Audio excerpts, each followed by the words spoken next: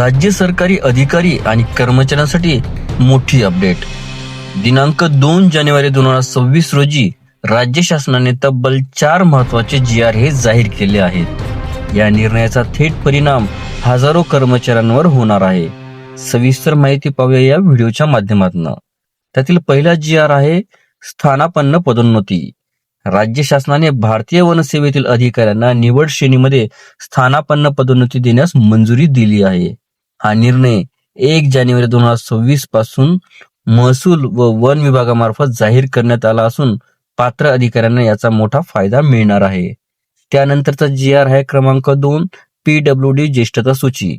म्हणजे सार्वजनिक बांधकाम विभागातील कनिष्ठ अभियंता म्हणजेच विद्युत संवर्गाची 1 जानेवारी 2026 रोजीची तात्पुरती ज्येष्ठता सूची ही प्रसिद्ध करण्यात आली आहे. संबंधित अधिकाऱ्यांनी यादी तपासून हरकती असल्यास त्यावेळेस सादर करावयाच्या आहेत. त्यानंतरचा GR क्रमांक आहे तो 3 NPS चे UPS मध्ये स्थलांतर. NPS मधून एकीकृत निवृत्ती वेतन योजना म्हणजेच UPS मध्ये स्थलांतर केलेल्या अखिल भारतीय सेवेतील अधिकाऱ्यांच्या मासिक अंशदानाची स्पष्ट कार्यपद्धती ही निश्चित करण्यात आली आहे. या निर्णयाला सामान्य प्रशासन विभागाची मान्यता देखील मिळाली आहे. त्यानंतरचा आहे GR क्रमांक 4 सहकार विभागात झाला आहे मोठा बदल. राज्य सहकारी निवडणूक प्राधिकरणातील सांख्यिकी अधिकारी हे पदनाम बदलून आता सॉफ्टवेअर सपोर्ट इंजिनियर असं करण्यात आलं आहे.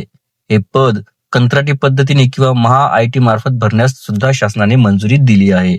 निष्कर्ष असा आहे की ही चारही GR राज्यातील विविध विभागातील अधिकारी व कर्मचाऱ्यांसाठी अत्यंत महत्वाचे असून येत्या काळामध्ये प्रशासनावर याचा मोठा परिणाम दिसून येणार आहे.